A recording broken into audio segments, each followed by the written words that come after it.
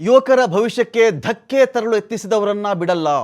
ಯಾರೆಲ್ಲ ಯುವಕರ ಭವಿಷ್ಯಕ್ಕೆ ಧಕ್ಕೆ ತರಕ್ಕೆ ಟ್ರೈ ಮಾಡಿದ್ದಾರೋ ಅವರನ್ನು ನಾನು ಬಿಡಲ್ಲ. ಮೊದಲು ಹಿಡ್ಕೊಳ್ಳಿ, ನೀವು ಬಿಡೋದು ಆಮೇಲೆ. ಮೊದಲು ಹಿಡ್ಕೊಳ್ಳಿ ಸ್ವಾಮಿ, ಫಸ್ಟ್ ಅವ್ರು ಹಿಡೀರಿ. ನಿಮ್ಮ ಕ್ಯಾಬಿನೆಟ್ನಲ್ಲೇ ಇದ್ದಾರಲ್ಲ, 152 ಎಕ್ಸಾಮ್ ಕ್ವಶನ್ ಪೇಪರ್ ಲೀಕ್ ಆಯ್ತಲ್ಲ, ಯಾವ್ಯಾವ ಶಿಕ್ಷಣ ಮಂತ್ರಿ ಇದ್ದರೋ ಮೊದಲು ಅವ್ರನ್ನ ಹಿಡಿದು ಒಳಗಡೆ ಹಾಕಿ. ಅವರಿಂದ ತಾನೇ ಸೂತ್ರಧಾರ ಅವರಿಂದ ತಾನೇನ್ರಿ. ಯಾರೋ ಮಗನೋ ಮಗಳೋ ತಪ್ಪು ಮಾಡಿದ್ರೆ ಸಮಾಜ ಫಸ್ಟ್ ಯಾರಿಗೆ ಹೇಳುತ್ತೆ ಹೇಳಿ? ಯಾರಪ್ಪ ತಂದೆ ತಾಯಿಯವರಿಗೆ ಬುದ್ಧಿ ಕಲಿಸ್ತೋರು ಅಂತಾರೆ. ಸರ್ಕಾರ ತಂದೆ ತಾಯಿ ಸ್ಥಾನದಲ್ಲಿ ನಿಂತ್ಕೊಂಡಿದ್ದವ್ರು ಯಾರು? ನೀವೇ ಅಲ್ವೇನ್ರಿ? ತಂದೆ ಸ್ಥಾನ, ತಾಯಿ ಸ್ಥಾನ, ಅಥವಾ ಅದು ಹಿರಿಯನ ಸ್ಥಾನ, ನಾಯಕನ ಸ್ಥಾನ ನಿಮ್ಮದೇ ಅಲ್ವೇ? ಈಗ ಹೇಳ್ತಿದ್ದೀರಿ ಯುವಕರ ಭವಿಷ್ಯಕ್ಕೆ ಧಕ್ಕೆ ತರಲು ಯತ್ನಿಸಿದವರನ್ನ ಬಿಡಲ್ಲ. ಫಸ್ಟ್ ಹಿಡ್ಕೊಳ್ಳಿ ಸ್ವಾಮಿ, ನೀವು ಅವ್ರನ್ನ ಬಿಡೋದು ಆಮೇಲೆ ಆಯಿತು. ಹಿಡ್ದೇ ಇಲ್ವಲ್ಲ ನೀವು ಅವರನ್ನು.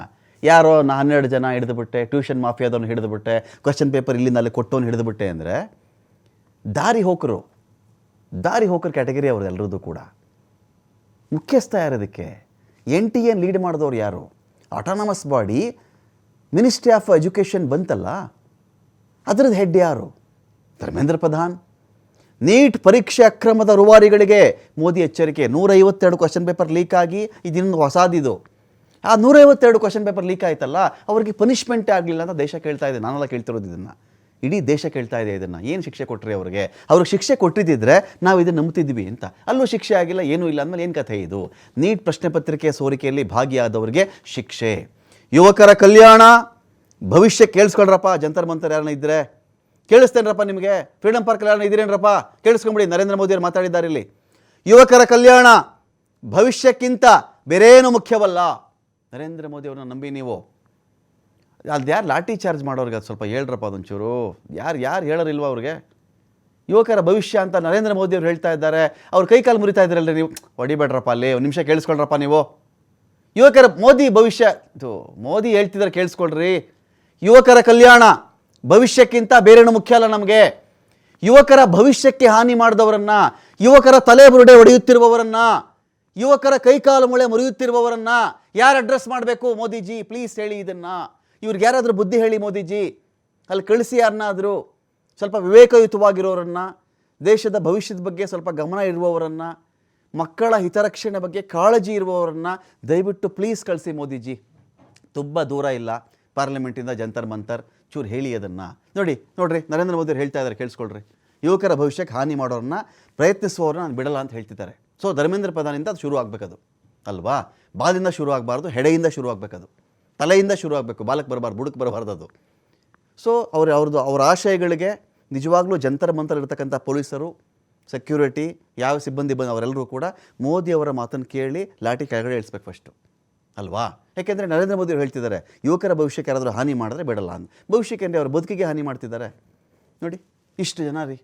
ನೋಡಿ ಇವನ್ನೆಲ್ಲ, ಈ ಸೆಕ್ಯೂರಿಟಿನೆಲ್ಲ ಫಸ್ಟ್ ಹಾಕಬೇಕು. ಈಗ ಅವನು ಆ ಹುಡುಗ ಏನು ಮಾಡ್ತಾ ಇದ್ದಾನೆ ಹೇಳಿ? ಅವ್ನು ಸುಸ್ತಾಗ್ಬಿಟ್ಟ. ಅವನು ಅದೆಷ್ಟು ಹೊಡಿತಾರೆ ಸಾಯಿಸ್ಬಿಟ್ರಪ್ಪ ಅಂತ ನಿಂತ್ಕೊಂಡ್ಬಿಟ್ಟ ಅವನು. ಯಾರು ಪ್ರಯತ್ನ ಮಾಡ್ತಾರೆ ಬಿಡಲ್ಲ ಅವ್ರನ್ನ ಅಂತ ಹೇಳಿರೋದು. ಯುವಕರ ಮತ್ತು ಅವರ ಭವಿಷ್ಯವು ನಮ್ಮ ಪ್ರಮುಖ ಆದ್ಯತೆ. ಧರ್ಮೇಂದ್ರ ಪ್ರಧಾನ ಆದ್ಯತೆ ಅಂತ ಆಗಬಾರ್ದಿತ್ತು. ಕಠಿಣ ಶಿಕ್ಷೆ ನೀಡಲಿಕ್ಕೆ ಫಾಸ್ಟ್ ಟ್ರ್ಯಾಕ್ ಕೋರ್ಟ್ ಸ್ಥಾಪನೆ ಅಂತ ಹೇಳ್ತಾ ಇದ್ದಾರಂತೆ.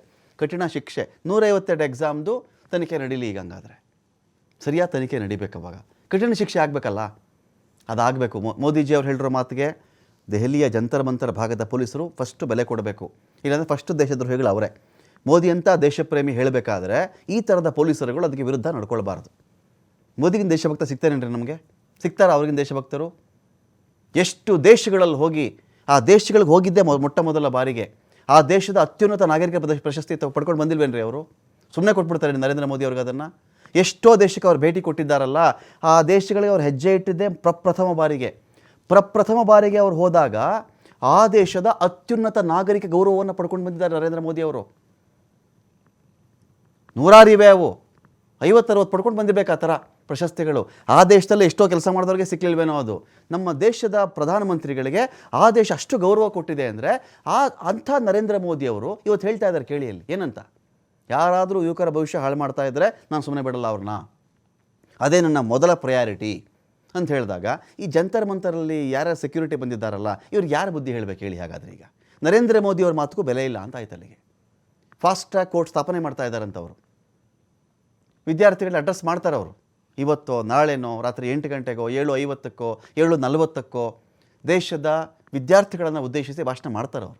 ಬರೀ ಎಕ್ಸಾಮ್ ಟೈಮಲ್ಲಿ ಮಾತಾಡ್ತಾರೆ ಅಂತ ಅಂದ್ಕೋಬೇಡಿ ನೀವು. ನೋ, ಇದು ಗೌರವ ಕೊಡೋದು ಕಲ್ತ್ಕೊಳ್ಳಿ. ನರೇಂದ್ರ ಮೋದಿ ಅವರ ಮಾತನ್ನು ಕೇಳಿ.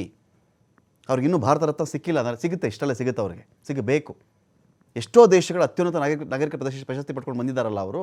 ನಮ್ಮ ದೇಶದಲ್ಲಿ ಇನ್ನೂ ಯಾಕೆ ಕೊಟ್ಟಿಲ್ಲ? ಒಂದು ಪದ್ಮಶ್ರೀ ಬೇಡವೇನ್ರಿ ಅವ್ರಿಗೆ? ಒಂದು ಪದ್ಮಭೂಷಣ, ಪದ್ಮವಿಭೂಷಣ, ಭಾರತ ರತ್ನ, ಇದು ಅಂಥವ್ರಿಗೆ ಸಿಗಬೇಕದು. ಯಾಕಂದರೆ ಎಷ್ಟೋ ದೇಶಗಳು ಇಷ್ಟು ಪ್ರಶಸ್ತಿ ಕೊಡ್ತಾ ಇರಬೇಕಾದ್ರೆ ಕೊಟ್ಟಿದೆಯಲ್ಲ. ನರೇಂದ್ರ ಮೋದಿ ಅವ್ರನ್ನ ಅಷ್ಟು ರಾಷ್ಟ್ರಗಳು ಗೌರವಿಸಬೇಕಾದರೆ ನಮ್ಮ ದೇಶದಲ್ಲೇ ಈ ಸೆಕ್ಯೂರಿಟಿಗಳು ಅವ್ರನ್ನ ಗೌರವಿಸ್ತಾ ಇಲ್ಲ ಅಂದರೆ ಏನು ಮೀನಿಂಗ್ ಇದು? ನಿಲ್ಲಬೇಕಲ್ವೇನ್ರಿ ಈ ಹಲ್ಲೆ, ಈ ಬಡಿದಾಟಗಳು, ಈ ಜಲಫಿರಂಗಿ, ಈ ಒಂದು ರೀತಿಯಲ್ಲಿ ತಲೆ ಬುರುಡೆಗಳು ಹೊಡೆದು ರಕ್ತ ಸುರಿಸುವಂಥ ಹೊಡೆಯೋದು ತಪ್ಪಲ್ವಾ? ನರೇಂದ್ರ ಮೋದಿ ಮಾತಿಗೆ ಬೆಲೆ ಕೊಡುವವರಾದರೆ, ದೇಶದ ನೆಲದ ಮಗ ಅವರು, ಅವರ ಮಾತಿಗೆ ಬೆಲೆ ಕೊಡುವುದಾದರೆ ಮೊದಲು ಈ ಹಲ್ಲೆ ನಿಲ್ಲಬೇಕು.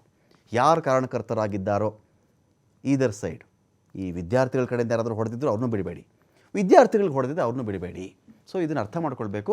ಅಧಿಕಾರಿಗಳಿಗೆ ಸೂಚನೆ ಕೊಟ್ಟಿದ್ದಾರಂಥವರು, ವಿದ್ಯಾರ್ಥಿಗಳ ಹಿತಾಸಕ್ತಿ ರಕ್ಷಣೆ ಮಾಡಲಿಕ್ಕೆ ಕ್ರಮ ತೆಗೆದುಕೊಳ್ಳುತ್ತೇನೆ, ಯುವಕರ ಭವಿಷ್ಯಕ್ಕೆ ಹಾನಿ ಮಾಡೋರು ಯಾರನ್ನೂ ಬಿಡಲ್ಲ ನಾನು ಅಂಥೇಳಿ ನರೇಂದ್ರ ಮೋದಿಯವರು ಅಭಯ ಕೊಟ್ಟಿದ್ದಾರೆ.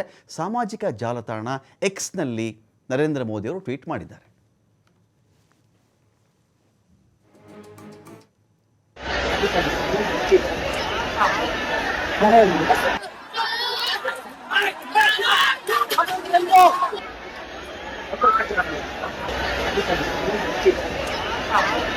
Gracias.